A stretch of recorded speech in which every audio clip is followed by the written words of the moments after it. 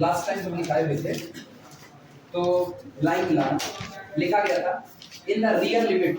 जब हम real limit की बात करते हैं कॉम्प्लेक्स में, हमने कहा था in the real limit there are two direction from which x can approach x0 on the real line either from left और फ्रॉम राइट। जब आप रियल एनालिसिस में लिमिट की बात करते हो तो रियल एनालिसिस में लिमिट की बात करते वक्त x अप्रोच करता है x0 की तरफ, दो तरफ से, या तो लेफ्ट साइड से करेगा या फिर किधर से करेगा, राइट साइड से। और यही से कॉन्सेप्ट बनता है, एक होता है लेफ्ट हैंड लिमिट और दूसरा होता है राइट हैंड लिमिट। अगर लेफ्ट हैंड लिमिट और राइट हैंड लिमिट आपस में बराबर होती थी तब कहते थे फंक्शन की लिमिट एग्जिस्ट करती। ये रियल का बिहेवियर था। फिर इसके बाद लिखा गया था इन अ कॉम्प्लेक्स लिमिट। लेकिन जब आप यही कॉम्प्लेक्स लिमिट की बात कर रहे हो, however there are infinitely many direction from which z can approach z0 in the complex plane। तब यहाँ कॉम्प्लेक्स प्लेन में z अप्रोच करेगा z0 से, और ये जो अप्रोच कर रहा है उस अप्रोच करने की जो डायरेक्शन है वो केवल लेफ्ट और राइट ना होकर के बल्कि कितनी होगी, इनफाइनाइट। वो कई कर्व से वहां पर अप्रोच कर सकता है। यानी कॉम्प्लेक्स की दुनिया में अगर आपका पॉइंट z0 है और z इसकी तरफ अप्रोच कर रहा है तो वो सीधे एक लाइन के थ्रू यानी एक रेडियल वेक्टर के थ्रू अप्रोच कर सकता है, वो किसी तिरछे मिर्चे कर्व की तरफ अप्रोच कर सकता है, या वो ऐसे भी किसी कर्व की तरफ अप्रोच कर, यानी ये हर उस कर्व से अप्रोच कर सकता है। पॉइंट z हर उस कर्व से z0 की तरफ अप्रोच कर सकता है जो कर्व पॉइंट z0 से होकर के जा रहा होगा। यानी अगर z0 से ये पैराबोला जा रहा है तो z यहां से भी अप्रोच कर सकता है, z इधर से भी अप्रोच कर सकता है। अगर इससे ये पैराबोला जा रहा है तो इस पैराबोला में भी z इधर से अप्रोच कर सकता है, इधर से अप्रोच कर सकता है। कुल मिला के ना, इन शॉर्ट हम कहें तो पॉइंट z0 से टोटल कितने कर्व जा सकते हैं, इनफाइनाइट। और अपना z0 की तरफ किसी भी कर्व से अप्रोच कर सकता है। तो कॉम्प्लेक्स में पाथ डिपेंडेंसी नहीं होती। अगर कॉम्प्लेक्स में लिमिट को एग्जिस्ट करना है तो उस लिमिट को क्या होना पड़ेगा, पाथ इंडिपेंडेंट होना पड़ेगा। आप चाहे पैराबोला के रास्ते आओ, आप चाहे y बराबर mx के रास्ते आओ, आप चाहे y बराबर x क्यूब के रास्ते आओ, आप चाहे y बराबर 4x क्यूब प्लस 2x के रास्ते आओ, हर बार z0 की तरफ चाहे जिधर से अप्रोच करे, लिमिट डिफरेंट नहीं आनी चाहिए, वो सेम टू सेम आनी चाहिए। तब आप कहोगे कि कॉम्प्लेक्स की दुनिया में लिमिट एग्जिस्ट करती है। क्लियर हुआ? इसी चीज को लिखा गया था in a complex limit however there are infinitely many directions from which z can approach z0 in the complex plane। इसके बाद a complex limit exists, ये हुआ था yes, a complex limit exists। एक कॉम्प्लेक्स लिमिट एग्जिस्ट करती है, आती है, मींस इसका मतलब ये होता है each way in which z can approach z0। हर वो रास्ता जिस रास्ते से z0 को अप्रोच करता है must yield the same limiting value। सब के सब एक बराबर लिमिटिंग वैल्यू को प्रोड्यूस करेंगे। क्लियर है? इसके बाद कुछ हुआ था नहीं। अब पहले हम रियल एनालिसिस वाली बात को लिखेंगे एप्सिलॉन डेल्टा में, फिर उसी बात को कॉम्प्लेक्स वाली बताएंगे। ये रियल और कॉम्प्लेक्स को लेकर के एक साथ चलने का मेरा केवल एक मोटिव है। कई बार लोग यही कॉम्प्लेक्स वाला पढ़ते हैं, कॉम्प्लेक्स वाला पढ़ करके रियल वाली बात, चूंकि कॉम्प्लेक्स में जितनी बातें हैं ना, रियल के अलजेब्रा को ये अडॉप्ट करता है। रियल में भी जो अलजेब्रा है, सोचो हम रियल का अलजेब्रा क्या कहते हैं। रियल में हम कहते हैं limit of the function f plus minus g is equal to limit of f plus minus limit of, ये हम रियल में कहते हैं। कॉम्प्लेक्स इसको अडॉप्ट करता है। रियल में हम कहते आए हैं limit of the c into f is equal to c into limit of the. Complex में भी ये अलजेब्रा अडॉप्ट होता है। यानी जितने लिमिट के अलजेब्रा आप रियल में पढ़ते हो ना, डिट्टो वही कॉम्प्लेक्स में अडॉप्ट होते हैं। और इसी में कंफ्यूजन क्रिएट होती है। लोग कहते हैं ना जो बात रियल की है वही बात कॉम्प्लेक्स है। नहीं, ये बातें नहीं। भले ये अलजेब्रा वही अडॉप्ट करता है, लेकिन दोनों के बीच में फर्क ये है ना, वो पाथ डिपेंडेंट होता है और ये पाथ इंडिपेंडेंट। वहां चलने के सिर्फ दो रास्ते होते हैं, लेफ्ट हैंड और राइट हैंड। यहाँ चलने के एक दो नहीं बल्कि कितने रास्ते, इनफाइनाइट। तो है दोनों लिमिट बिल्कुल एक जैसा, कॉन्सेप्ट एक जैसा, लेकिन उसके बावजूद भी कॉन्सेप्ट अलग है। वो पाथ डिपेंडेंसी का और ये पाथ इंडिपेंडेंस। क्लियर है? इसीलिए हम रियल के साथ साथ कॉम्प्लेक्स लगा रहे हैं। एग्जाम टाइम में जब तुम पढ़ने लगना ना, तो केवल कॉम्प्लेक्स वाली बात की याद रखना पड़ेगा। रियल की बात रियल में हम फिर करेंगे। रियल में भी कंटिन्यूटी आएगी, कंटिन्यूटी ऑफ मल्टी वेरिएबल आएगी, वहां पर यूनिफॉर्म कंटिन्यूटी आएगी। तो वहां जब रियल का पढ़ेंगे तो चूंकि अभी पढ़े नहीं है इसलिए हमको यहाँ चर्चा करनी पड़ेगी। अगर हम लोग उसको वहां पढ़ लिए होते ना तो हम इधर चर्चा ही ना। अभी क्लियर हुई ये बात? लिखना इन रियल एनालिसिस, हेडिंग करके लिखना, ऐसे ब्लैक पेन से लिख देना इन रियल एनालिसिस और डैश करके अब आगे ब्लू पेन से लिखना। इससे तुमको पता रहेगा ये जो भी बात लिखी जा रही है रियल के ही रिस्पेक्ट में लिखी जा रही है। Epsilon delta definition of limit लिख रही है रियल की दुनिया। In real analysis the limit of f, the limit of function f, ठीक, as x tends to x naught, limit of the function f as x tends to x naught, जैसे जैसे point x approach करेगा किसकी तरफ, x naught की तरफ, उस दौरान जो आपकी फंक्शन f की लिमिट है वो एग्जिस्ट करती है, एग्जिस्ट एंड इज इक्वल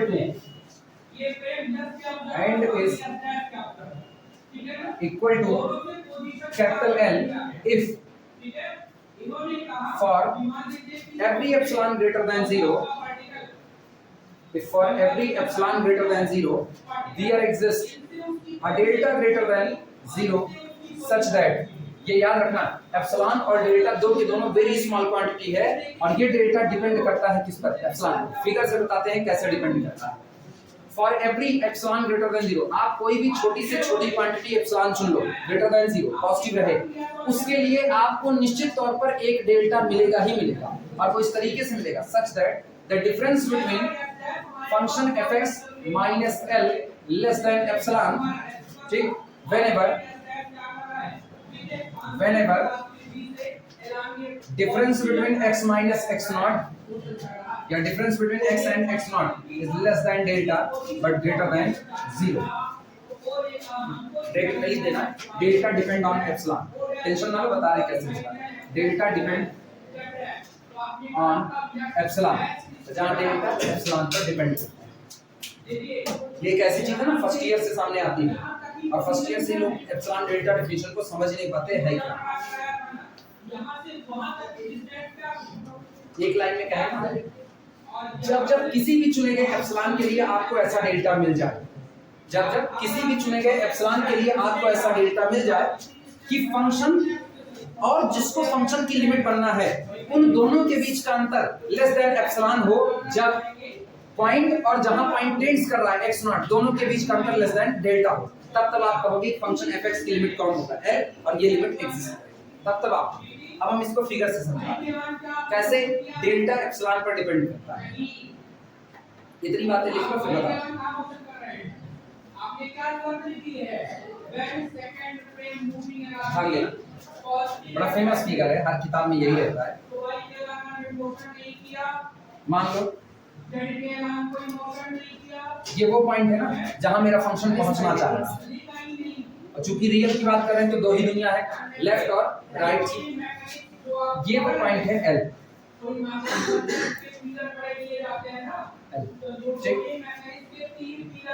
और मेरा फंक्शन यहां से चलता हुआ इसकी तरफ अप्रोच कर रहा है। ध्यान दें L से एप्सिलॉन आगे जाओ, इतना हिस्सा में एप्सिलॉन ऊपर मान लो, तो ये पॉइंट कौन होगा, ये पॉइंट कौन होगा, L प्लस एप्सिलॉन, और एप्सिलॉन नीचे आओ तो ये वाला पॉइंट कौन होगा, L माइनस एप्सिलॉन। अब गौर करना, ये इतनी डिस्टेंस एप्सिलॉन है दोनों जो नजर आ रहा है, ऊपर का भी एप्सिलॉन नीचे का, और हम अप्रोच कर रहे हैं किसकी तरफ, L की तरफ। आप कोई भी छोटी से छोटी डिस्टेंस चुनो कि आप अप्रोच कर रहे हो किसकी तरफ, L की तरफ। इसका मतलब आपका फंक्शन जो यहाँ पर है अभी, एक फंक्शन f ऑफ x, वो अप्रोच कर रहा है किसकी तरफ, इस दिए गए पॉइंट की तरफ। क्लियर बातें हैं? अच्छा गौर करना, जब आप यहाँ पर मौजूद हो तो गौर करना, ये आपका पॉइंट हो गया, ठीक है, और जहां आपको अप्रोच करना है, जिस पॉइंट पर लिमिट चाहिए, ये पॉइंट कौन है, x नॉट मौजूद।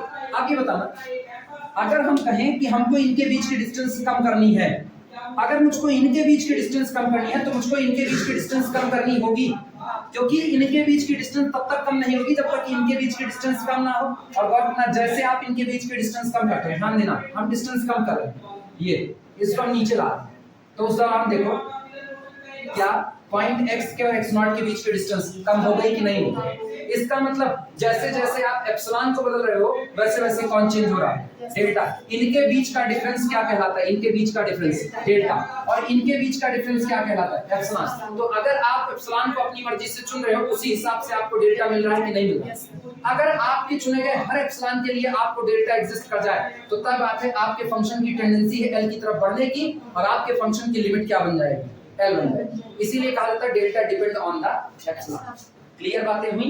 यानी जब जब आपको इनके बीच आपको लिमिट को अटेम्प्ट करना है तब तब x को टेंड्स करना पड़ेगा किसकी तरफ? x0 की तरफ, x0 की तरफ। यानी कि जब जब आप कहोगे difference between function fx and capital L less than epsilon, हर एक बार difference between x and x0 less than होगा कितना? डेल्टा। अगर किसी चुने गए एप्सिलॉन के लिए आपको डेल्टा ना मिला, गौर करना, आपके चुने गए एप्सिलॉन के लिए आपको डेल्टा ना मिला तो इसका मतलब आपके फंक्शन की लिमिट L नहीं हो सकती, क्योंकि यहाँ डेफिनेशन में लिखा गया है, देखना कहाँ गया, ये रहा वर्डिंग देखना, for every epsilon greater than 0, किसी भी एप्सिलॉन ग्रेटर देन 0 के लिए चाहे जो आप चुन लो, देयर एग्जिस्ट यही मौजूद होगा अ delta greater than 0 such that जब इन दोनों के बीच का डिफरेंस लेस देन एप्सिलॉन होगा तो पॉइंट के और जनरल पॉइंट x के बीच का अंतर लेस देन कितना होगा? डेल्टा। और अगर आपको ऐसा डेल्टा ही ना मिला क्या आप ये बात लिख पाओगे? यानी तब आप ये लिखोगे, for every epsilon greater than 0 we does not have a delta, तब आप ये लिखोगे। हम कह रहे हैं आप एक एप्सिलॉन चुन लो, जैसे आपने एप्सिलॉन चुना 1/5 चुन लिया, छोटी क्वांटिटी है, लेकिन इस 1/5 के लिए आपको कोई डेल्टा ना मिला, तो जब 1/5 के लिए आपको डेल्टा नहीं मिला तो आप तो कह के आए हो कि अगर लिमिट L बनना है, अगर लिमिट को L बनना है तो for every epsilon greater than 0 किसी भी चुने गए एप्सिलॉन के लिए आपको कौन मिलेगा? देयर एग्जिस्ट अ डेल्टा, एक डेल्टा मिलेगा। लेकिन जैसे हमने एप्सिलॉन इज इक्वल टू 1/5 लिया, मुझको डेल्टा नहीं मिला, तो क्या ये डेफिनेशन फुलफिल हो रही है? और अगर ये डेफिनेशन फुलफिल नहीं हो रही है तो इसका मतलब हमने इनको तो कह दिया 1/5, लेकिन उस दौरान हमको ऐसा कोई डेल्टा नहीं मिला कि कह सके देखो भैया मेरे दोनों के बीच का difference less than 1/5 less than delta हो रहा है।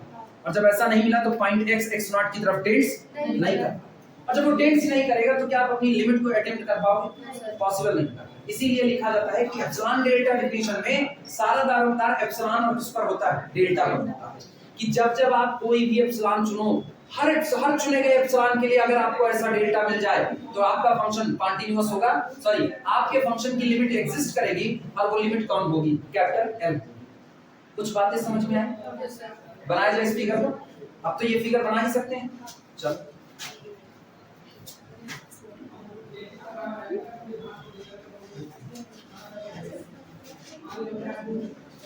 ये हटा दें,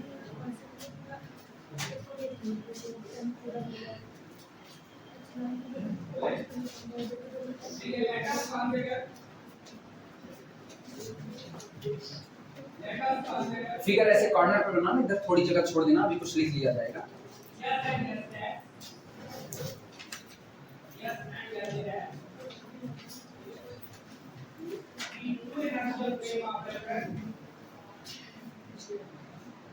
ये पॉइंट है x0 जहां पर आपकी लिमिट एग्जिस्ट कर रही है, इधर हमने पॉइंट ले लिया, इसके ठीक सामने ये कौन है? L होगा, ये ऊपर वाला कौन होगा? L प्लस एप्सिलॉन सामने, और यहाँ नीचे कौन मौजूद होगा? L minus epsilon. ठीक, तो ये डिस्टेंस सबको पता है, ये डिस्टेंस कितनी होगी? ये भी कितनी होगी? एप्सिलॉन। अच्छा, यहाँ से ऐसे नीचे आना, ये भी जनरल पॉइंट x है, गौर करना ये भी जनरल पॉइंट x है, क्योंकि x दो तरफ से x0 की तरफ अप्रोच कर सकता है, या तो इधर से अप्रोच करेगा और या तो ये रहा, या तो आप x इधर से अप्रोच करोगे। तो ये डिस्टेंस आ रही है ना, ये कौन होगी? डेल्टा। ये डिस्टेंस आपकी कौन होगी? डेल्टा। जब जब आप एप्सिलॉन को कम करना चाहोगे, मतलब आप अपनी लिमिट के और नजदीक पहुंचना चाहोगे, तब तब डेल्टा और कम हो जाएगा कि नहीं हो जाएगा? इसीलिए कहा जाता है ना delta depend on the epsilon. जैसा आप एप्सिलॉन चुनोगे वैसा आपको डेल्टा मिलेगा।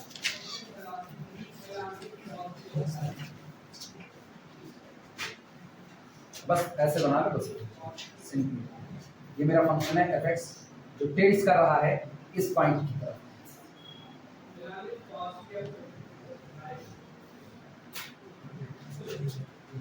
यानी इस पॉइंट पर जब आप पहुंचोगे ना, इस पॉइंट पर, तो यहाँ पर होता है एफ ऑफ एक्स नॉट। अच्छा ये बताओ, किसी को ये बातें याद है, लिमिट के एग्जिस्ट करने के लिए क्या value of the function at that point होना जरूरी है? लिमिट के एग्जिस्ट करने के लिए क्या value of the function at that point होना जरूरी है? नहीं है। लिमिटिंग नेचर तो केवल ये कहता है ना, लेफ्ट हैंड लिमिट बराबर राइट हैंड लिमिट। आपकी टेंडेंसी देखी जा रही है, आपकी टेंडेंसी उधर जाने की है। आप वहां पहुंच पाओगे नहीं पहुंच पाओगे इसकी गारंटी नहीं, चाहिए भी नहीं, केवल टेंडेंसी देखी जा रही है। तो अगर मेरा function f of x tends कर रहा है किसी तरफ, l की तरफ, तो l इसकी लिमिट है। मेरे को कोई जरूरत नहीं है कि f ऑफ x नॉट बराबर l आए या ना आए। आ गया तो फंक्शन कंटीन्यूअस बन जाएगा। लिमिट एग्जिस्ट कर जाए, f of x tending to the l पर लिमिट एग्जिस्ट कर जाए और वैल्यू ऑफ द फंक्शन भी l हो जाए, तो आपका फंक्शन कंटीन्यूअस हो जाता है। लेकिन डिसकंटीन्यूअस फंक्शन पर भी तो लिमिट आती ही आती है, क्लियर है? तो इसीलिए ना यहाँ पर होल बना दिए हैं, आए तब भी ठीक, नहीं आएगा तब भी ठीक है। और अब यही बगल में जो जगह छोड़े ना उसी पर लिख रहे हैं, अगर हम एप्सिलॉन को छोटा लेंगे तो डेल्टा भी छोटा मिलेगा, अगर हम एप्सिलॉन को बड़ा लेंगे तो डेल्टा भी कैसा मिलेगा? बड़ा मिलेगा। भाई आप ये l प्लस एप्सिलॉन यहाँ पर, l प्लस एप्सिलॉन यहाँ पर करोगे तो सोचो इसके लिए कहीं आगे चल करके x और दूर मिलेगा कि नहीं मिलेगा। और अगर आप इसको और नजदीक लेकर आओगे, जैसे हम यहाँ लेकर आए, यहाँ लेकर आए तो सोचो यहाँ सामने यहाँ टकराए और यहाँ नीचे गिरे, आपकी बोलो जनरल पॉइंट x यहाँ पर है, x नॉट यहाँ कम हो गया कि नहीं हो गया? तो आगे इसी बात को लिख देना यहाँ पर, if a smaller epsilon, यहीं पर लिखा है, if a smaller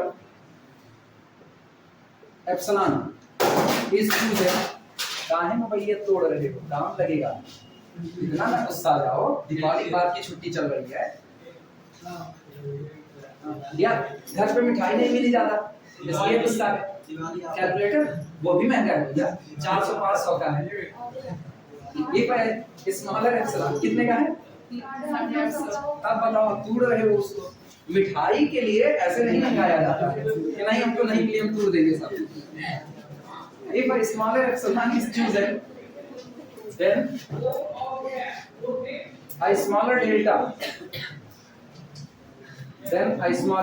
delta, may be needed. अगर आप एप्सिलॉन को छोटा चुनते हो तो आपको डेल्टा भी कैसा चाहिए? छोटा। अब ये याद रखना, जितना आप अपनी लिमिट के नजदीक जाना चाहोगे, बड़ी सीधी सीधी बात है, जितना फंक्शन अपनी लिमिट के नजदीक जाना चाहेगा उतना ही पॉइंट x को किसके नजदीक आना पड़ेगा? x not. अगर x x नॉट से दूर है तो फंक्शन अपनी लिमिट से भी कैसा होगा? दूर होगा। यही फ्रेंड मतलब जो मेन बात है ना, फंडामेंटल कहानी वो यही है। if function f(x) approaches to the L, then confirmably x approaches to the x naught, निश्चित तौर पर। और अब हम बात करेंगे limit of the complex function. Real में एप्सिलॉन डेल्टा ये है, भाई कॉम्प्लेक्स में ना पूरा रीजन ही मैप किया होता है। कॉम्प्लेक्स में चूंकि एक रास्ता नहीं, सोचो आपने ना एक कर्व पर चल रहे हैं, कॉम्प्लेक्स में कर्व की बातें नहीं होती, कॉम्प्लेक्स में तो सीधे कहता ना रीजन टू रीजन की बात हो रही है। अब गौर करना कॉम्प्लेक्स का किस्सा क्या है। कॉम्प्लेक्स में फंक्शन fx ये है, इसको अप्रोच करना है w की तरफ, w मतलब f ऑफ z, किसी पॉइंट की तरफ आ रहा है, f ऑफ x इसको कहते हैं f ऑफ z0, इसको कहते हैं f ऑफ z।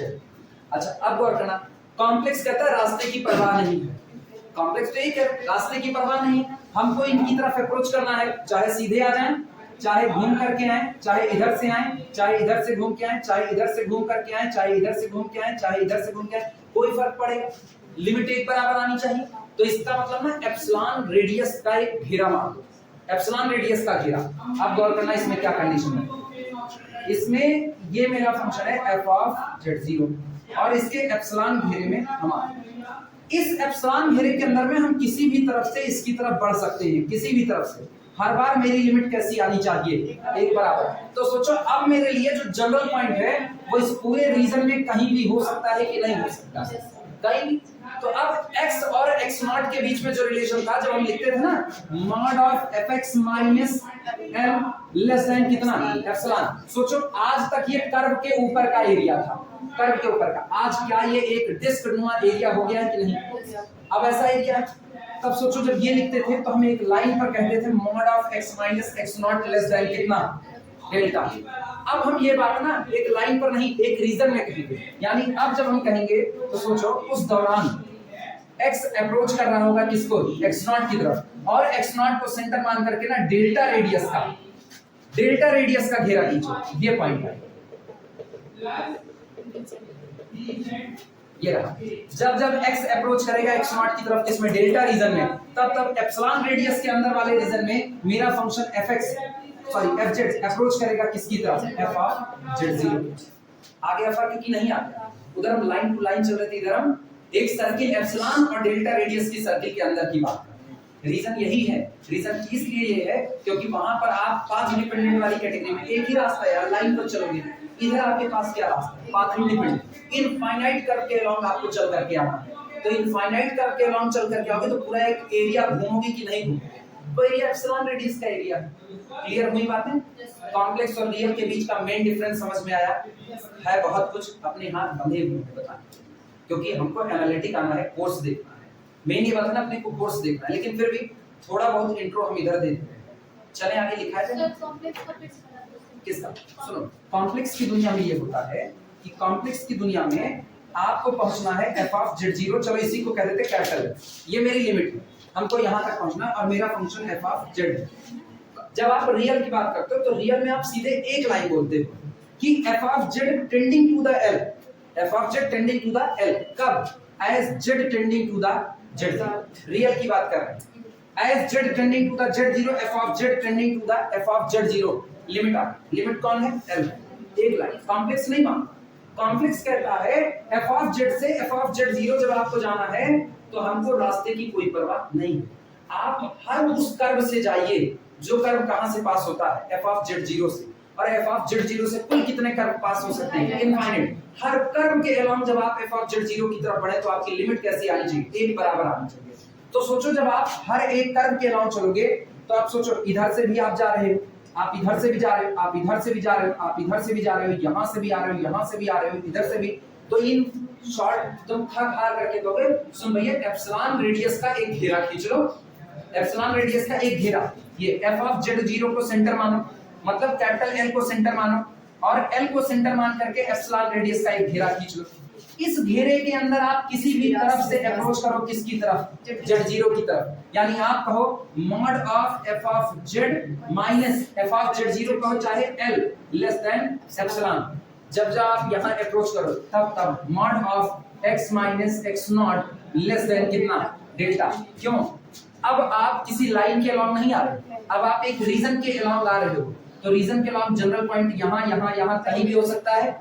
लेकिन सोचो ये कौन होगा, f ऑफ z1 होगा, ये f ऑफ z2 होगा, ये f ऑफ z3 होगा। इस दौरान इधर वाले में रीजन में ये होगा z1, तो इसके लिए ये कौन होगा, ये होगा z2, तो इसके लिए कौन होगा, ये होगा z3, तो इसके लिए कौन होगा, f ऑफ z3। यानी जब आप यहाँ एप्सिलॉन और डेल्टा का रिलेशनशिप बना रहे हो ना, तो अगर आपने एप्सिलॉन वाला रीजन कहा तो इधर डेल्टा नाम पर एक रीजन कटेगा कि नहीं कटेगा? कुछ बातें इधर क्लियर है। इसीलिए कहा जाता है ना, जब आप रियल में बिहेव कर रहे हो तो रियल में आप केवल एक रियल लाइन पर चल रहे हो, और जबकि जब आप कॉम्प्लेक्स में आते हो ना तो कॉम्प्लेक्स में रीजन टू रीजन मैप कर रहे हो। वहां क्या मैप करो, पॉइंट टू पॉइंट कर रहे हो, एक लाइन से एक पॉइंट पर जा रहे हो, और यहाँ आप रीजन से रीजन के बीच में। तो वहां जब आप कहते हो mod of x minus x0 less then delta, एक लाइन के बीच में दो पॉइंट का डिफरेंस बोल रहे हो। जब आप यहां कह रहे हो mod of x minus x0 less then delta, तो आप डेल्टा रेडियस की सर्किल के अंदर का अंदरूनी हिस्सा लेते हैं। जब आप वहां कहते हो mod of f of x minus l less than epsilon, तो आप केवल और केवल किस पर बात करो, कर्व के एक हिस्से पर बात करो, इतने हिस्से पर। जब आप यहां बात करो f of z minus f of z0, मतलब f of z minus l less than epsilon, तो आप एक रीजन की बात कर रहे हो। रीजन यहां पर एक दो नहीं, कुल कितने रास्ते हैं, इनफाइनाइट रास्ते। इसलिए यहां हम बात करते हैं रीजन की, वहां हम बात करते हैं ऑन द कर्व या ऑन द लाइन। क्लियर हो? लिखा जाए, बड़ा डिफरेंस है कॉम्प्लेक्स और रियल के बीच का। वो अलग बात है, दोनों का अलजेब्रा सेम अडॉप्ट किया जाता है। लिखना, हेडिंग डाल देना, लिमिट ऑफ कॉम्प्लेक्स फंक्शन, जो तुमको याद है, limit of complex function. Real याद करो ना करो चलेगा, रियल तो उधर पढ़ाएंगे फिर। हेडिंग है लिमिट ऑफ कॉम्प्लेक्स फंक्शन।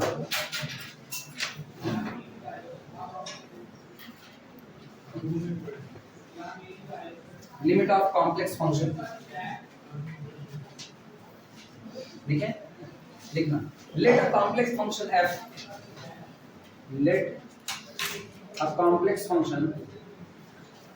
अच्छा पता है जब आप इसको लिख रहे हो ना दोनों के बीच में कोई डिफरेंस नहीं है, लिखते वक्त तो कोई डिफरेंस नहीं है, समझते वक्त तो भयानक डिफरेंस है। समझते वक्त तो वो लाइन लाइन खेल रहा है, ये रीजन रीजन खेल रहा है, और लिखते वक्त दोनों एक कैटेगरी में, बस अंतर क्या आता है ना, वहां f ऑफ x लिखते हो, यहाँ f ऑफ z लिखते हो, इतने का ही फर्क आता है बस। Let a complex function f, a complex function f is defined, माना एक कॉम्प्लेक्स फंक्शन f है जो कि परिभाषित है, defined in a deleted neighbourhood, in a deleted neighbourhood. और मेरे ख्याल से जैसे हम डिलीटेड नाइबरहुड बोलते हैं तो उसको रीजन दिखना चाहिए एप्सिलॉन रेडियस के अंदर, ठीक, इन अ डिलीटेड नाइबरहुड ऑफ z0। माना एक फंक्शन f है जो डिफाइंड है डिलीटेड नाइबरहुड ऑफ किसमें, z0। इसका साफ मतलब है z0 को सेंटर माना गया होगा और एप्सिलॉन रेडियस का घेरा मारा गया होगा, लेकिन इसमें z0 को नहीं लिया गया। डिलीटेड नाइबरहुड में वही सेंटर को डिलीट होता है, याद हो रियल का।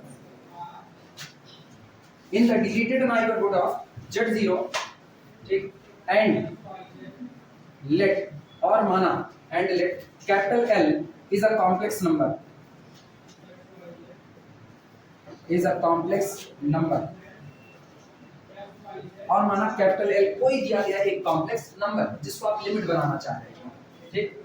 अभी तक केवल इतनी बात लिखी, let a complex function f is defined in the deleted neighborhood of z0। माना कोई कॉम्प्लेक्स फंक्शन है जो z0 के डिलीटेड नाइबरहुड में डिफाइंड है, मतलब फंक्शन f z0 पर डिफाइंड हो ना हो सब चलेगा, के इर्द गिर्द उसको डिफाइंड होना चाहिए, ऐसा भी ना हो, ये गौर करना। ये है पॉइंट मेरा z0, इसके एप्सिलॉन रेडियस के अंदर में नाइबरहुड, जब भी आप बात करोगे ना एप्सिलॉन रेडियस की बात कर रहे हैं, सिमेट्रिक नाइबरहुड, एप्सिलॉन रेडियस के घेरे के अंदर जितने भी पॉइंट आ रहे हैं, गौर करना, जितने पॉइंट आ रहे हैं उन सभी पर मेरा फंक्शन f ऑफ z क्या होना चाहिए, वेल डिफाइंड। वो z0 पर डिफाइंड हो ना हो चलेगा, लेकिन इर्द गिर्द वाले सारे पॉइंट पर उसको डिफाइंड होना पड़ेगा। रीजन सुनो क्यों। मान लो एप्सिलॉन रेडियस के अंदर में आपने यहां पर एक पॉइंट ऐसा पा दिया जहां पर आपका f ऑफ z डिफाइंड नहीं है। अब ये सोचो अगर f ऑफ z इस पॉइंट पर डिफाइंड नहीं है तो उस दौरान जितने कर्व z0 से गुजर रहे हैं उसमें एक कर्व ऐसा भी तो जाएगा। उस दौरान जब आपका पॉइंट यहां से चलना चालू करेगा, इसकी तरफ z0 की तरफ आपका फंक्शन चलेगा, यहां पर तो f ऑफ z डिफाइंड ही नहीं है, तो क्या लिमिट एग्जिस्ट कर पाएगी इनका। और जबकि हम कहे हैं कॉम्प्लेक्स रास्ते की परवाह नहीं करता, अगर लिमिट को एग्जिस्ट करना है तो लिमिट को पाथ इंडिपेंडेंट होना पड़ेगा। अब आप क्या कहोगे, भैया देखो हर रास्ते जा रहे हैं तो लिमिट बराबर आ रही है, यही एक रास्ता तकलीफ भरा है, तो एक भी रास्ता एप्सिलॉन नाइबरहुड में तकलीफ भरा आ गया तो कॉम्प्लेक्स में लिमिट डिफाइंड होने वाली नहीं है। आया फर्क कि नहीं आया। इसीलिए यहाँ पर एप्सिलॉन रेडियस के अंदर में जितने भी पॉइंट हैं हर पॉइंट पर आपका फंक्शन डिफाइंड होना चाहिए, एफ ऑफ ये z0 पर डिफाइंड हो ना हो दोनों पर चलेगा, क्योंकि लिमिट के लिए ना वो लिमिटिंग वैल्यू मांग रहा है, ना कि value of the function at that point मांग रहा है, वो कंटिन्यूटी में मांगेगा। कंटिन्यूटी होगी ना, अब तो तुमको जुड़ जाना चाहिए, रियल की कंटिन्यूटी और इसकी कंटिन्यूटी सेम टू सेम चलती। फर्क है किसका, रियल की कंटिन्यूटी पाथ नहीं मांग रही है, उस पे एक ही रास्ता है आपके पास, यहाँ पर पाथ इंडिपेंडेंट होना चाहिए। फर्क आ गया कि नहीं। वहां कहते थे left hand limit is equal to right hand limit is equal to value of the function at that point, तीनों बराबर। यहां आप कहोगे left hand limit is equal to right hand limit, नहीं, यहां आप सीधे कहोगे लिमिट, इधर लेफ्ट क्या राइट क्या, इधर आप सीधे कहोगे अगर लिमिट एग्जिस्ट करती है, जैसे आपने कहा लिमिट एग्जिस्ट करती है, तुरंत आप गवाही देते हो कि आपका फंक्शन पाथ इंडिपेंडेंट हो चुका है, लिमिट आपकी पाथ इंडिपेंडेंट हो गई। और लिमिट एग्जिस्ट कर गई तो आप केवल एक बात और कहनी रह गई है, value of the function at that point भी वही आए जो आपकी लिमिट आ रही है, तो आपका फंक्शन क्या बन जाएगा, कंटीन्यूअस। सेम बात डिफरेंशिएबिलिटी पर होगी कि नहीं, इसीलिए कहते हैं ना कॉम्प्लेक्स में कंडीशन थोड़ी ज्यादा टाइट होती है, वहां कंडीशन इतनी टाइट नहीं है, यहाँ कंडीशन इतनी टाइट है कि इनफाइनाइट रास्ते हैं, इनफाइनाइट रास्ते पर आपको सेम लिमिट देनी है, क्योंकि लिमिट से ही तो जुड़ा है आपका कंटिन्यूटी, लिमिट से ही जुड़ा है आपका कौन डिफरेंशिएबिलिटी, हर एक बराबर। चले आगे लिखा जाए थोड़ा बहुत। सर अगर न्यूमेरिकल दिया गया तो सब पे चेक करना पड़ेगा। नहीं चेक नहीं करना, बड़ी थ्योरम है। सुनो, जब न्यूमेरिकल दिया जाएगा, अगर आपको न्यूमेरिकल सीधे सीधे कहता है कि प्रूव दैट फला फंक्शन डिसकंटीन्यूअस है, तो आपको ऐसे पॉइंट खोज लेने हैं ना कि नाइबरहुड में 2 पॉइंट पर 2 अलग अलग लिमिट होगी, डिसकंटिन्यूअस है, काम खत्म। या value of the function at that point defined है कि नहीं, लिमिट मांग लेना। तो लिमिट के यहाँ पर 2 रास्ते हैं, गौर करना। पहला रास्ता है, पहला रास्ता है आपको हमेशा एप्सिलॉन डेल्टा चलना पड़ेगा, हम कराएंगे दोनों। एक तो ये रास्ता होता है कि आप फंक्शन को लेकर के चलो और तब आपको कहेगा दिखाइए फला फंक्शन की लिमिट 2 प्लस आयोटा है, 3 प्लस आयोटा है, जो भी कहे, ठीक, वो कहेगा दिखाइए इस फंक्शन की लिमिट इतनी है। जब वो कह रहा है दिखाइए इस फंक्शन की लिमिट इतनी है, तो आप एप्सिलॉन लेकर के चुनो, एप्सिलॉन लेकर के चल दो। उस एप्सिलॉन के लिए डेल्टा को एग्जिस्ट कराओ। मैच्योरिटी तो ये कहती है ना कि आपको एप्सिलॉन डेल्टा अप्लाई करना आना चाहिए, लेकिन हर बार एप्सिलॉन डेल्टा से ये बात कहना कि हर बार हम एप्सिलॉन डेल्टा लगाएंगे, हर बार हम लिमिट निकाल करके दिखाएंगे ना, इनकन्वीनियंट होता है। वैचारिक तौर पे आप हर बार एप्सिलॉन डेल्टा नहीं लगा सकते, तब आप रियल की जरूरत पड़ती है। रियल हमेशा आपका साथ नहीं छोड़ेगा, रियल आपके साथ आएगा। रियल कहता है मल्टी वेरिएबल का काम कीजिए। मल्टी वेरिएबल आपका फंक्शन f ऑफ z लिखा जा सकता है u plus iv, real part u है और इमेजिनरी पार्ट v हो गया, क्लियर है। तो u आपका xy का रियल फंक्शन, v आपका xy का रियल फंक्शन। आप u की लिमिट अलग निकाल लो, v की लिमिट अलग निकाल लो। मल्टी वेरिएबल के किस्से में u की लिमिट v की लिमिट दोनों एग्जिस्ट करती है, दोनों को ला करके कंबाइंड ब्रैकेट बांध दो, that's the limit of your function. समझना, कॉम्प्लेक्स में हम अक्सर काम यही करेंगे। Function f of z can be written as u plus iv, जहां पर ये जो u होता है ना, u is the function of xy plus i, v is the function of कितना हो जाएगा xy। अब अगर आपको इसकी लिमिट बतानी है तो इसकी लिमिट ना निकाल, आप इसकी लिमिट निकाल, लिमिट ऑफ दिस, यानी limit xy tending to the x0 y0, और निकाल लो u of xy, इसकी लिमिट आएगी।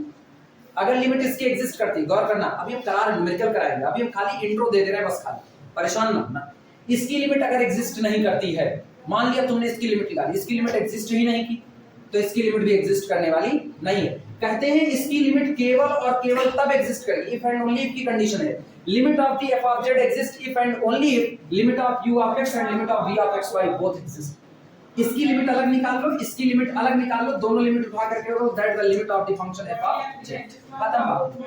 फिर यही कंटिन्यूटी में आता है, इसको कंटीन्यूअस करना तो इन दोनों की बात करो, इन दोनों की कंटिन्यूटी का डिस्कशन करो, तब आप इसकी कंटिन्यूटी की बात करो, ये ज्यादा आसान पड़ता है। तो कहते हैं ना एप्सिलॉन डेल्टा इनकन्वीनिएंट मेथड, लेकिन फिर भी अगर आपसे एग्जाम में डिमांड कर दिया एप्सिलॉन डेल्टा की ना, तो आपको एप्सिलॉन डेल्टा से ही दिखाना पड़ेगा, तो थोड़ा भारी हो जाता है। हालांकि विश्वविद्यालय ऐसा कभी कहेगा, विश्वविद्यालय कभी नहीं कह सकता, जानते हैं ना, अपने पढ़ाते ही नहीं है तो क्या कहेंगे, अपने मतलब हम नहीं, बड़के वाले, बड़के नहीं पढ़ाते, बड़के एप्सिलॉन डेल्टा नहीं पढ़ाते। तुम लोगों को कितना न्यूमेरिकल कराया गया एप्सिलॉन डेल्टा का, पहले तुम ही लोग ए ग्रेड कॉलेज वाले, एप्सिलॉन डेल्टा कितना न्यूमेरिकल हुआ नहीं हुआ, तो जब ये कराएंगे नहीं, पेपर तो इन्हीं को बनाना है, तो पेपर इनको बनाने ही एप्सिलॉन डेल्टा कुछ भी नहीं करेंगे। हाँ, कोई अगर पा गया ढंग का आदमी और पेपर बनाता है, ठीक, तो तुम गए काम से। फिर एप्सिलॉन डेल्टा मान लिया, तुम लगाते हो एप्सिलॉन डेल्टा, इतना आसान भी नहीं था एप्सिलॉन डेल्टा। काहे के लिए ना, तुमको ये लॉजिक आना चाहिए किस एप्सिलॉन के लिए कौन सा डेल्टा कैसे एग्जिस्ट कर रहा है, तब की बात।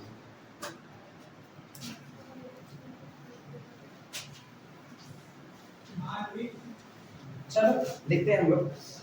हाँ, अभी तक लिखा गया let a complex function f is defined in the deleted neighborhood of the z0 and let capital L is any complex number। then देखना, then अब यहां से हम लिमिट की बात कर रहे हैं। Limit as the point z tending to the z0, as the point z tending to the z0।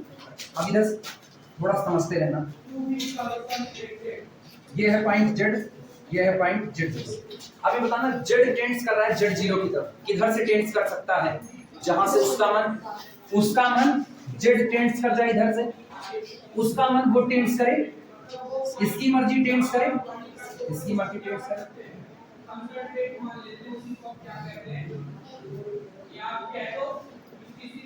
कहीं से भी, जहां से उसका मन है वहां से उसको टेंड्स कर सकता है। क्लियर हुआ, मतलब एक रीजन में टेंड्स कर रहा है कि नहीं, किसी एक पर्टिकुलर लाइन से नहीं, z0 से गुजरने वाले किसी भी कर्व के अलाउंड वो टेंड्स कर रहा है किसकी तरफ, z0 की तरफ। अब सोचो जैसे जैसे ये चलेगा वैसे वैसे value of the function f of z भी चलेगी कि नहीं चलेगी। क्लियर हुआ, तो इसीलिए लिख रहे हैं as the limit z tending to the z0 f of z is equal to L। Limit of the function f of z is equal to capital L होगी कब, if लिखेंगे हम बिल्कुल रियल की बात, रियल में भी ये लिखते थे, क्या लिखते थे? If for every epsilon greater than 0, आपके द्वारा चुने गए किसी भी एप्सिलॉन ग्रेटर देन 0 के लिए आपकी ईजेट में कौन मौजूद हो? डेल्टा मौजूद हो। ठीक, if for every epsilon greater than 0 there exist, यहीं पर मौजूद हो a delta greater than 0 such that, वो किस प्रकार हो कि जब जब इन दोनों के बीच का डिफरेंस लेस देन एप्सिलॉन हो, तब तब इन दोनों के बीच का डिफरेंस लेस देन कितना हो? Delta. such that whenever the difference between our function f of z and the point L less than epsilon, then difference between z and z0 less than कितना? Delta. लेकिन एक चीज और, greater than 0, ये greater than 0 करते ना आप reason की गवाही देने लगते, ये गवाही है। या whenever लिखो ज्यादा अच्छा होता है, then नहीं, whenever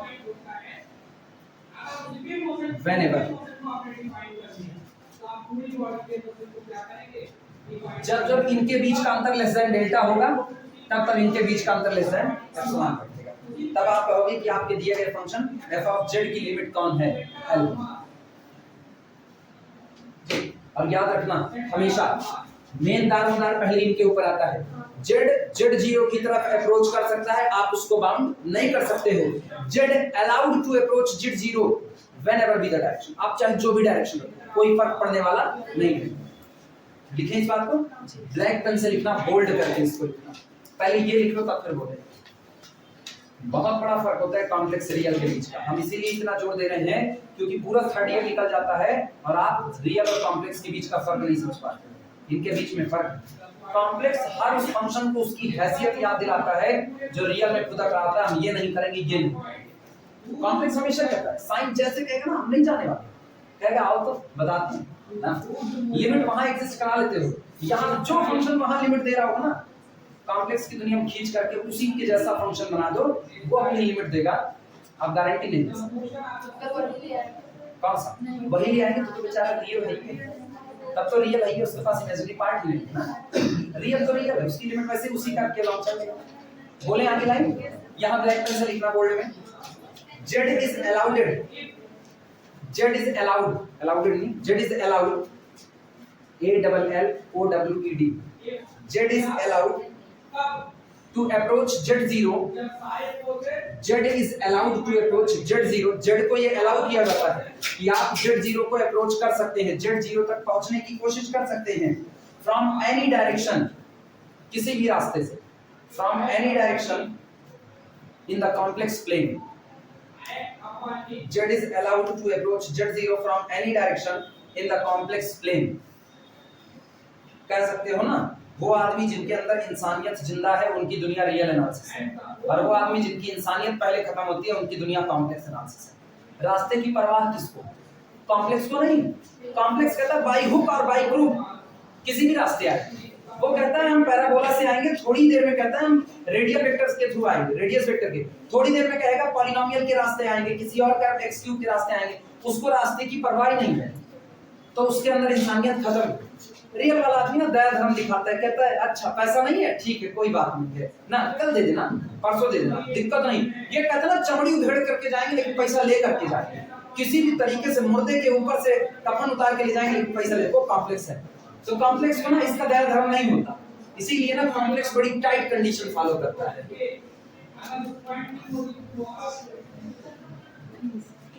वो पर्दा एकांकी याद है? पर्दा एकांकी याद है किसी को? पहले हिंदी में एक होती थी पर्दा, नहीं याद? किसी को नहीं याद है? उधर कॉम्प्लेक्स का फंक्शन दिखता था, लेकिन उधर लास्ट में रियल आ जाता था। शुरुआत में लगता था ये तो कॉम्प्लेक्स का फंक्शन चल रहा है, लास्ट में रियल आता था। वो आते थे उनके घर पे, कर्ज बाकी थे ना, पठान साहब थे, वो आते थे इनके यहाँ पे कर्ज लेने, चौधरी जी के यहाँ पर, और उसके बाद अपने को बहुत नहीं याद, बहुत पुरानी बात हो चुकी है। उसके बाद फिर इनसे पैसा मांगते थे, नहीं था इनके पास पैसा, ये क्या किए थे, घर में एक मोटी दरी पड़ी हुई थी, उसी दरी को उठा करके पर्दा बना दिए थे, उसी दरी को उठा के पर्दा बना दिए थे। और उसके बाद घर के अंदर जो औरतें थी, बच्चे थे, फटे फटे कपड़े में इधर उधर टहल रहे थे। चौधरी आते हैं तो उनको ये ताज्जुब होता है, उस जमाने में जब लोग पतला पतला पर्दा इस्तेमाल करते, कोई घर की दरी का पर्दा कैसे बना सकता है? कोई घर की दरी का पर्दा बना दिया तो इसका मतलब उसके पास पैसा है, तभी तो इतनी मोटी इस्तेमाल में आने वाली दरी को उसने पर्दा बना दिया। तो कहते हैं कि मैं आज पैसा ले करके जाऊंगा, पठान वाली भाषा में, उसमें लिखा भी था किताबों में पठान की भाषा में, पैसा ले करके भी जाऊंगा चाहे तुम्हारी खाल से भी ले करके जाऊंगा। और उसके बाद लास्ट में ना गुस्सा करके वो बड़े उससे उस दरी को एक छड़ी मारते हैं, वो दरी गिर पड़ती है और तब फटे चिथड़े कपड़े में घर की औरतें इधर उधर भागने लगती है, इज्जत बचाती है, तब वो एकदम पिघल जाता है और उसके बाद वो बिना पैसा लिए वहां से लाहौर बिला कुव्वत बोल करके निकल जाता है। तो लास्ट में आता है कि मतलब रियल बन चुका है, रास्ते की परवाह नहीं थी, पैसा ले करके जाते, लेकिन आखिरी में आ गए नहीं ले सकते पैसा। उस पूरी एकांकी के नाम का पर्दा।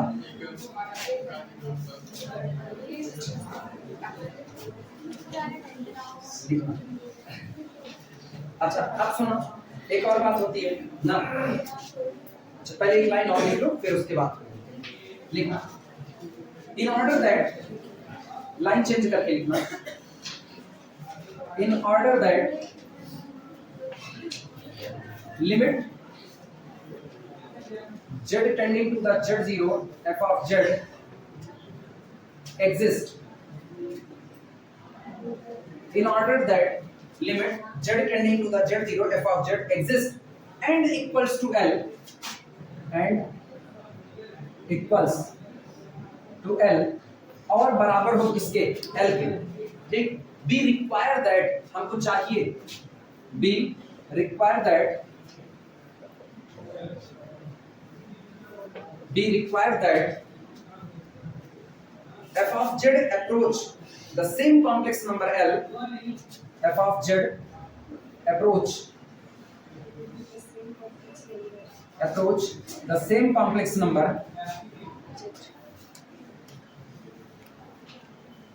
approach the same complex number L,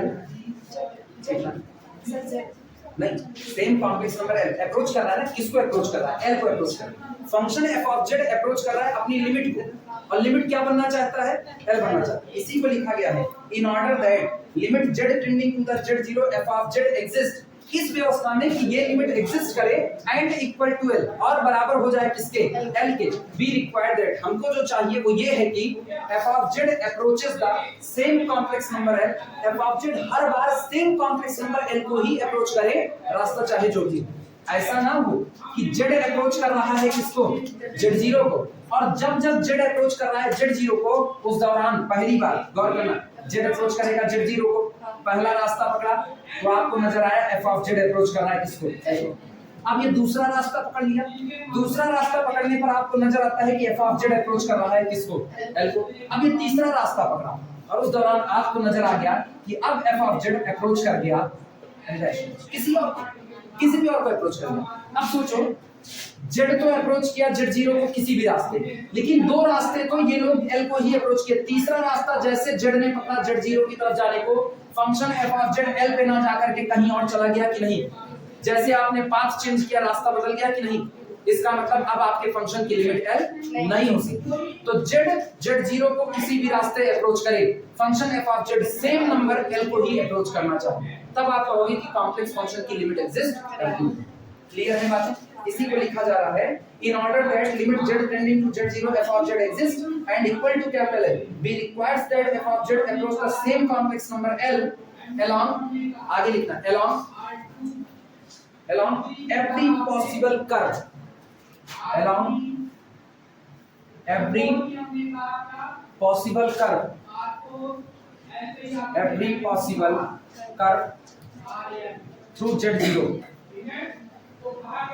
through z0, z0 से गुजरने वाले किसी भी पॉसिबल कर्व के अलोंग z बढ़े z0 की तरफ, आपका फंक्शन fx हमेशा किसकी तरफ बढ़ना चाहिए, L की तरफ। एक बार भी उसने बदल दिया अपना रास्ता ना, तो आपकी लिमिट कभी भी L नहीं हो सकती।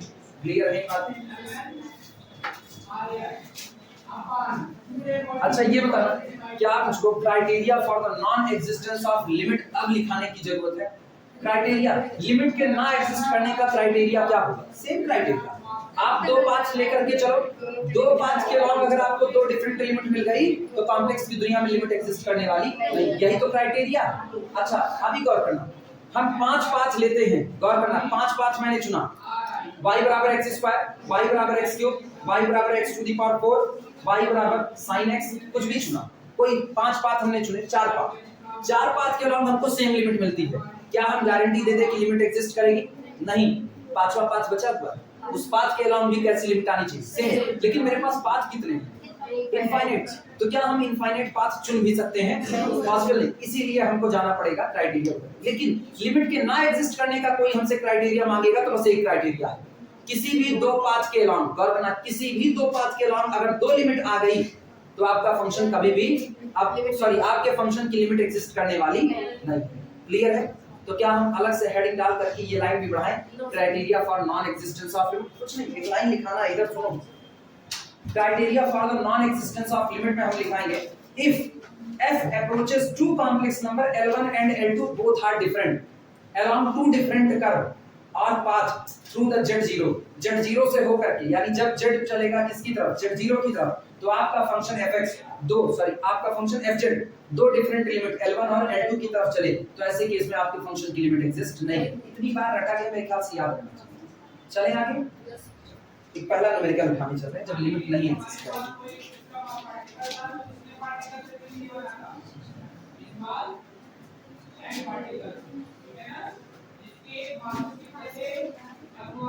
एग्जाम्पल लिखना,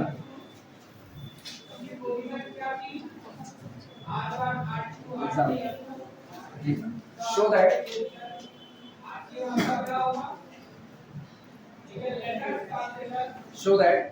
लिमिट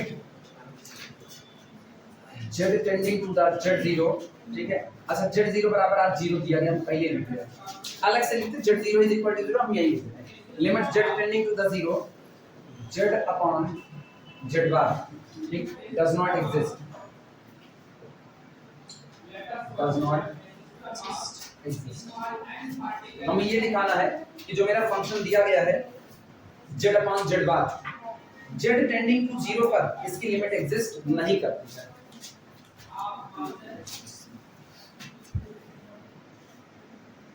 सुनो, आओ, पॉइंट z अप्रोच कर रहा है किसकी तरफ? z0 की तरफ। ध्यान देना,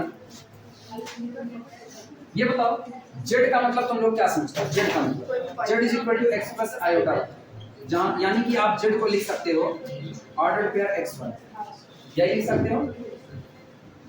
ऑर्डर्ड पेयर xy अप्रोच कर रहा है z0 की तरफ। z0 का मतलब है z0 आज की तारीख में कौन है? 0, मतलब ओरिजिन की तरफ बढ़ रहा है कि नहीं बढ़ रहा? अच्छा, ओरिजिन की तरफ मेरे पास बढ़ने के दो रास्ते हमेशा से मौजूद हैं। पहला रास्ता देखना, ओरिजिन की तरफ आने का एक रास्ता है अलोंग द x एक्सिस, या इसको कॉम्प्लेक्स की दुनिया में लेंगे अलोंग द रियल एक्सिस। एक तो ये रास्ता है, दूसरा मेरे पास ओरिजिन की तरफ बढ़ने का होता है अलोंग द इमेजिनरी एक्सिस। जब आपसे ये कह देना लिमिट डज नॉट एग्जिस्ट, अपना काम बड़ा आसान हो जाता है। लिमिट डज नॉट एग्जिस्ट कह दिया तो वो पॉइंट देखो जिसकी तरफ आप बढ़ रहे हो, और एक बार आपने वो पॉइंट देख लिया जिसकी तरफ बढ़ रहे हो, तो उधर से होकर के जाने वाले दो कर्व पकड़ पाओगे। मेरे को दोनों कर्व पता है, एक कर्व कौन होगा? रियल एक्सिस जो पास हो रहा है कहां से? ओरिजिन से। दूसरा कर्व कौन है? इमेजिनरी एक्सिस जो पास हो रहा है ओरिजिन से। इन दोनों कर्व पर लिमिट निकालो, दोनों कर्व पर लिमिट निकालो। अगर यही दोनों लिमिट डिफरेंट आ गई तो सोचो एक ही पॉइंट पर आने के लिए आपने दो रास्ते चुने और आपको दो लिमिट मिलती है, क्या लिमिट कभी एग्जिस्ट कर पाएगी? नहीं कर, मामला यहीं पर खत्म। क्लियर है? तो पहले हम देखते हैं रियल और इमेजिनरी एक्सिस के थ्रू जब आप चलते हो तो आपकी कंडीशन क्या होगी। अगर इन दोनों के थ्रू बराबर हो गई तो आप कह रहे हो लिमिट डज नॉट एग्जिस्ट, कोई और रास्ता पकड़ेंगे, y बराबर एक्सिस पर क्या है ये मौजूद तो है। एक कर्व थोड़े गुजरेगा, ये गुजरेगा, ये गुजरेगा, ये गुजरेगा, अरे अपने पास 20 रास्ते हैं, और तय बात है निश्चित तौर पे ना इनमें से किसी ना किसी के रिस्पेक्ट में तो इसकी लिमिट डिफरेंट दे ही देगा। अब हो सकता है रियल और इमेजिनरी एक्सिस पर ही। क्लियर है? चलो चेक करते हैं। लिखना, सबसे पहले हम मान रहे हैं माना पॉइंट z, गौर से सुना, माना पॉइंट z ओरिजिन यानी इसको 0 की तरफ अप्रोच तो करता है लेकिन रियल एक्सिस के थ्रू अप्रोच करता है, मतलब हम रियल से चलते हुए आ रहे हैं किसके पास? ओरिजिन के पास आ रहे हैं। लिखना, let z approaches, solution, let z approach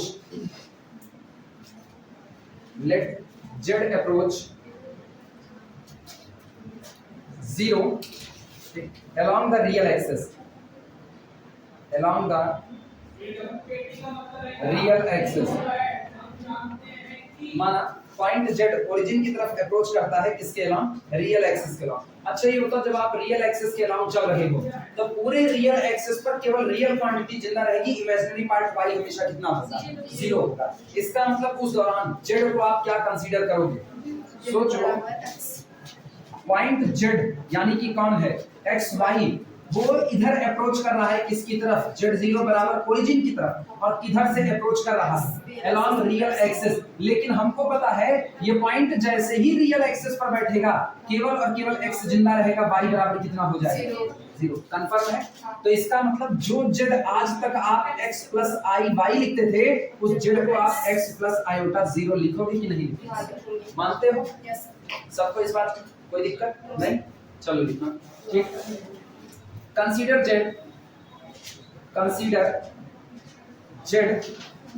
as z is equal to x plus iota 0, बताना जरूरी, ठीक। अच्छा अब एक बात और सुनो, जब आप z को कंसीडर करो x प्लस आयोटा 0, लेकिन आप कह रहे हो कि z अप्रोच कर रहा है किसकी तरफ, अब z बराबर है x प्लस आयोटा 0, y तो खुद 0 हो चुका है, तो z तभी 0 होगा जब x अप्रोच करेंगे इसको 0। इसका मतलब अब हम आगे अगर लिखना चाहें तो हम कहेंगे as, ध्यान से सुनना, as z approaches to the 0 clearly x also approaches to the 0। सही बात है? चलो लिखते हैं इस बात को।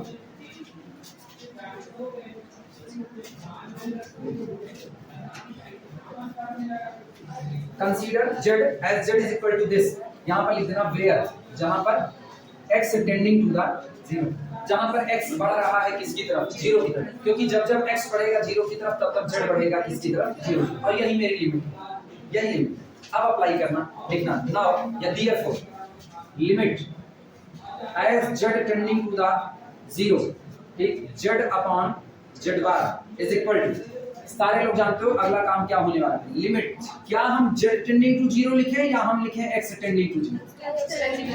सही बात, क्योंकि हम रियल एक्सिस पर हैं, y बराबर ऑलरेडी 0 है, तो मेरे लिए y का कोई मायने नहीं। अच्छा ये बताना z बराबर कौन हो चुका है, तो क्या हम केवल x लिखें, प्लस आई 0 लिखने कोई मतलब नहीं, होल डिवाइडेड बाय, जब x खुद रियल है, z बराबर ये है, तो बोलना z बार बराबर क्या खुद x होगा कि नहीं होगा, तो अगेन क्या हम x ही लिख दें, और ये कैंसिल आउट पर लिमिट कितनी आई, यानी जब आप रियल एक्सिस के थ्रू बढ़ रहे हो तो आपकी लिमिट कितनी आ रही है, 1। अब मेरे ख्याल से ना समझदार लोग जान चुके हैं अगली वाली लिमिट कितनी आने वाली है। हां z बार लगा हुआ पलट देगा कहां, हो गया, लिमिट नहीं एग्जिस्ट करता।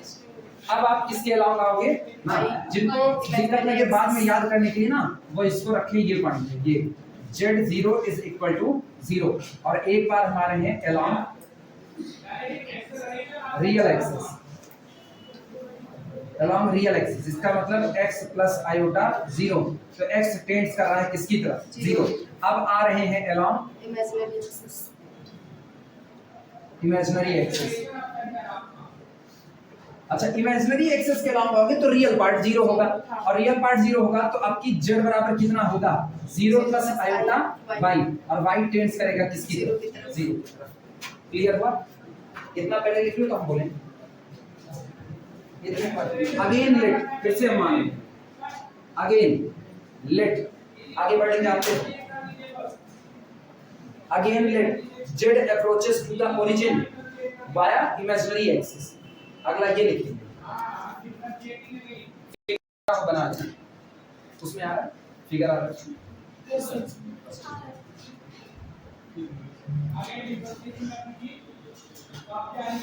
again let z approaches 0 via imaginary axis।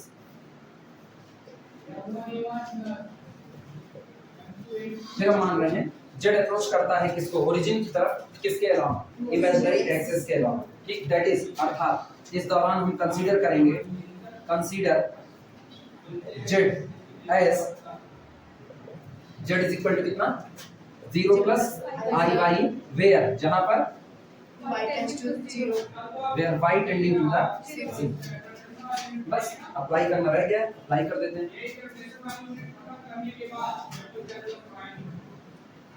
इसका मतलब limit z tending to the zero z upon z bar is equal to limit क्या लिखें y टेंडिंग टू जीरो और ऊपर z की वैल्यू कितनी iota y upon z bar minus iota y this is equal to -1। दो रास्ते ही चले अभी के और दो ही रास्ते में गड़बड़ी आ चुकी है। इसका मतलब लिमिट डिफरेंट तो कभी आपकी लिमिट एग्जिस्ट नहीं कर सकती। एक और काम करते हैं ना, ये जो पहली लिमिट 1 आई है इसको कह दो L1 और ये जो दूसरी इसको कह दो L2 और यहाँ पर लिख देना होगा since L1 does not equal to L2 implies that limit does not exist। अपनी क्लास कितने बजे तक है? कितना बज रहा? बस 12 से 1:30 थी क्या आपकी? हम लोग 12 कितने पे शुरू किए? 12:15 12 उधर एक न्यूमेरिकल फंस गया था। फंसा क्या था? लोगों को समझाना था। खैर कोई बात नहीं। इधर बात तो चलो ना, घर पे जो CSI और नेट की बैच चल रही है बीच-बीच में उनको छुट्टी देंगे, ठीक है? बीच-बीच में उनको छुट्टी देंगे। तुम्हारा हम एक्स्ट्रा क्लास दिन में लगाएंगे। क्या हुआ?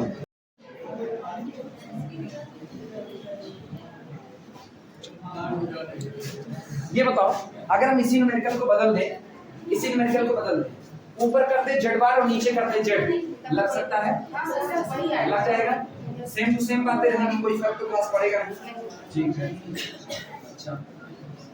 अच्छा एक नोट लगाना। नोट हम अपनी तरफ से सब लिखा रहे हैं ना, अपने रिस्क फैक्टर नहीं उठाना चाहते, कल को भूल जाओ। अगर ये दोनों लिमिट बराबर आ गई, ध्यान रखना, अगर ये दोनों लिमिट बराबर आ गई होती ना L1 बराबर L2, तब पर भी हम गारंटी ना दे पाते कि लिमिट एग्जिस्ट कर रही है कि नहीं, क्योंकि हो सकता है कोई तीसरा रास्ता हम चुनते तो उसके अलावा लिमिट डिफरेंट आए। फर्क पता है ना? इसी बात को नोट में लिखना।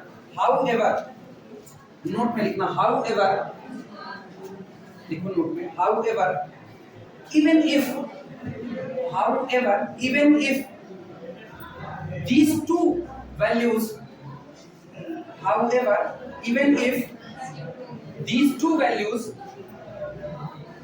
L1 and L2, यही कैपिटल L1 कैपिटल L2 जो अभी निकाले, however even if these two values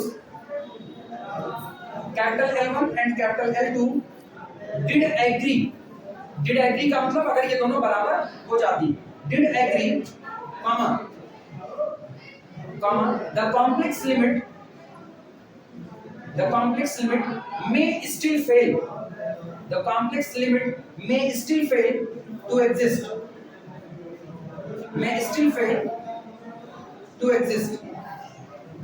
हो सकता है कि आपने ये जो दो पाथ चुने, इन दोनों पाथ के अकॉर्डिंग आपकी ये दोनों लिमिटिंग वैल्यू आपस में कैसी आ जाती, बराबर, तब भी ये टेक्निक फेल हो जाती है, क्योंकि अभी भी आपके पास कितने रास्ते हैं? इनफाइनाइट पाथ के अलावा आप दो ही पाथ के अलावा लिमिट निकाले हुए हो, बाकी इनफाइनाइट छूट गए कि नहीं छूट गए। तो इसका मतलब है अभी भी ये टेक्निक बहुत अच्छी नहीं है। ये टेक्निक सिर्फ उस दिन अच्छी है, जिस दिन आपको कहा गया दिखाइए लिमिट एग्जिस्ट नहीं करेगी और आपको ऐसे दो पाथ मिल गए जिसमें लिमिट एग्जिस्ट नहीं करेगी। कॉम्प्लिकेटेड कर देगा तो तब तो आप पाथ ही नहीं चुन पाओगे, तब आपके लिए मुश्किल खड़ी हो जाएगी। इसीलिए लाइन चेंज करके लिखना। So this technique can not be used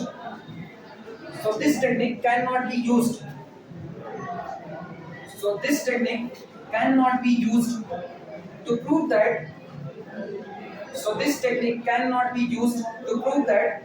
a limit does exist. So this technique cannot be used to prove that a limit does exist. सोचो हम क्या लिखें? A limit does exist. आप इस टेक्निक को limit exist करेगी ये दिखाने के लिए इस्तेमाल नहीं कर सकते हो, क्योंकि लिमिट एग्जिस्ट करेगी तो लिमिट को पाथ इंडिपेंडेंट होना पड़ेगा। दो रास्ते से ये दोनों लिमिटिंग वैल्यू बराबर आ गई, अब भैया आप ये नहीं कह पा रहे हो कि लिमिट एग्जिस्ट करेगी, अभी भी नहीं कह पा रहे। आप ये भी नहीं कह पा रहे हो कि लिमिट एग्जिस्ट नहीं करेगी। तो लिमिट एग्जिस्ट नहीं करेगी उसके लिए ये टेक्निक अच्छी है, जब आपसे किसी ने कह दिया ना दिखाइए लिमिट एग्जिस्ट नहीं करेगी, तो ठीक है 2 पाथ 3 पाथ 4 पाथ चुनेंगे, उन पाथ के अकॉर्डिंग दिखा देंगे देख भैया किसी 2 पाथ के अकॉर्डिंग लिमिट आपस में बराबर नहीं आई है, और 2 पाथ के अकॉर्डिंग बराबर नहीं आए तो इसका मतलब बाकी सब के अकॉर्डिंग बराबर आ जाए लेकिन फिर भी लिमिट एग्जिस्ट करने वाली नहीं है। सामने वाले ने कहते दिखाओ लिमिट एग्जिस्ट करेगी और आप इस टेक्निक को लगा दिए और आपको पता चला आपने 4 कर्व चुने, चारों कर्व के अलावा लिमिट बराबर आ गई, तब पर भी आप ये नहीं कह पा रहे हो। सोचो 4 कर्व के ऊपर आपने मेहनत किया फिर भी आप ये नहीं कह पा रहे हो कि लिमिट एग्जिस्ट करेगी, फिर भी नहीं कह पा रहे हो, तो आपके पास टेक्निक कौन बची? एप्सिलॉन डेल्टा बची। 1 बाय 1 स्टेप पे चल रहा है, इसके बाद आपके पास एप्सिलॉन डेल्टा बची कि लिमिट एग्जिस्ट करेगी, ये दिखाने के लिए आप टेक्निक इस्तेमाल करोगे एप्सिलॉन डेल्टा। लेकिन बात तो फिर वही, एप्सिलॉन डेल्टा की टेक्निक भी इनकन्वीनिएंट है, अवैचारिक। कन्वीनिएंट का मतलब वैचारिक होना। एक वैचारिक वो बातें होती है ना जिनको आप नॉर्मली अडॉप्ट कर सको, हाँ ठीक है ये काम कर रहे हैं हो जाएगा कोई दिक्कत नहीं।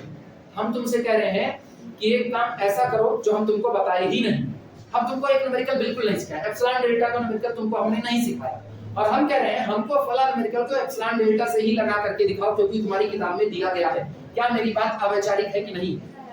बिल्कुल है, क्योंकि हमने तो तुमको सिखाया कि किताब में कोई चीज लिखी गई है तो किताब की चीजें तुमको समझ में आई है नहीं समझ में आई है, ये क्वेश्चन मार्क वाली बात है। तो मेरा कहा गया कथन ही अवैचारिक है, तो इसका मतलब अब दिक्कतें एप्सिलॉन डेल्टा में भी हैं। आप एप्सिलॉन डेल्टा लगा करके हर न्यूमेरिकल में हर बार एप्सिलॉन डेल्टा क्या चुनोगे क्या नहीं चुनोगे ये सोचना पड़ेगा कि नहीं। तब मेरे पास फिर एक थ्योरम आती है जो थ्योरम कहती है limit of fx exist if and only if limit of the real part and limit of the imaginary part both exist. अब f ऑफ z को तोड़ो u प्लस iv में, और u एग्जिस्ट करे v एग्जिस्ट करे, दोनों की limit exist करे तो आपके फंक्शन f की भी लिमिट एग्जिस्ट करेगी। ये ज्यादा वैचारिक है, लेकिन इसकी चर्चा तब करेंगे जब पहले एप्सिलॉन डेल्टा की टेक्निक निकाल लें, तब पहले एप्सिलॉन डेल्टा पढ़ना पड़ेगा। लाइन चेंज करके लिखना, in order to prove that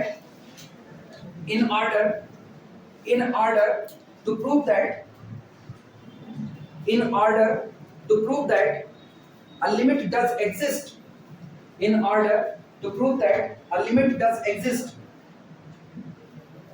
we use epsilon delta definition directly. In order to prove that a limit does exist, we use epsilon delta definition directly.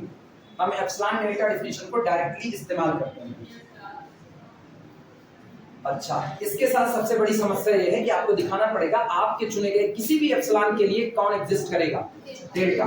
अगर आपके चुने गए किसी एप्सिलॉन के लिए, अगर आपके द्वारा चुने गए किसी पर्टिकुलर एप्सिलॉन के लिए डेल्टा एग्जिस्ट नहीं करता है तो आपका फंक्शन लिमिट एग्जिस्ट नहीं कर पाएगा। क्लियर हुआ?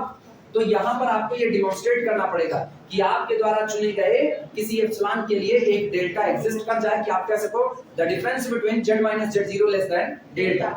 क्लियर हुआ? ठीक, अब जब मुलाकात करेंगे, अच्छा कल किसका टर्म है? रियल का। कल रियल ना चलाया जाए, बहुत दिन तक रियल चला हुआ है, कॉम्प्लेक्स के टर्म को रियल लिखाया है तो कल कॉम्प्लेक्स चला देते हैं। ठीक, कल कॉम्प्लेक्स लेकर के आना।